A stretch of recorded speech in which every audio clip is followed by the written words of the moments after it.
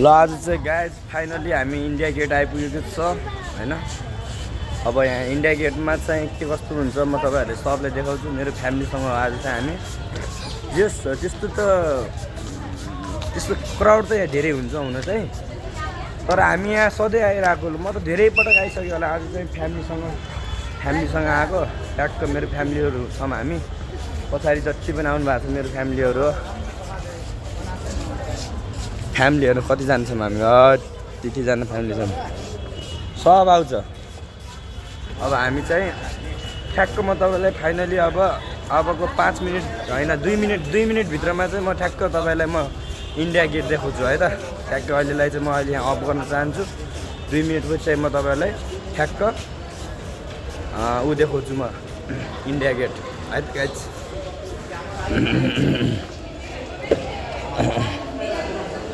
टाढा अस्मिता छोरी हेलो भन्दै मेरो भलकलाई यता आएर भन्ने त राम्रो छ कि सिन।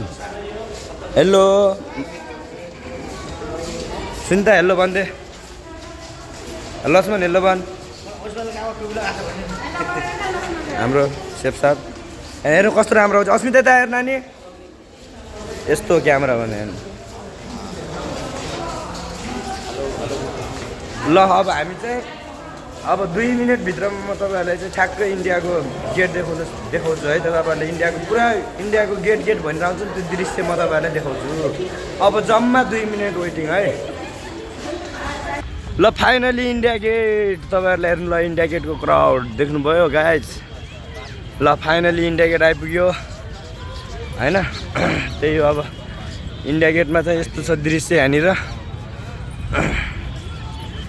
सम्झन्छौ होला किनकि ल यही हो गाइज है। फाइनली इन्डिया गेट पनि आइपुग्यो। अब यहाँ के हुन्छ कस्तो हुन्छ म तपाईँहरूलाई मजाले देखाइहाल्छु होइन। यही हो इन्डिया गेट भनेको चाहिँ यही हो गाइज। ट्याक्क पछाडि सिन वरिपरि दृश्य सबै देखाइरहेको छु है त। दामी दामी। ल ट्याक्क मेरो पछाडिको साइडको इन्डिया गेट हेर्नु यता हेर्नु दाजु त राम्रो देखेको छैन र। ल है त अब यति भन्दै क्यामेरा बन्द गर्न चाहन्छु। हस्त नमस्ते।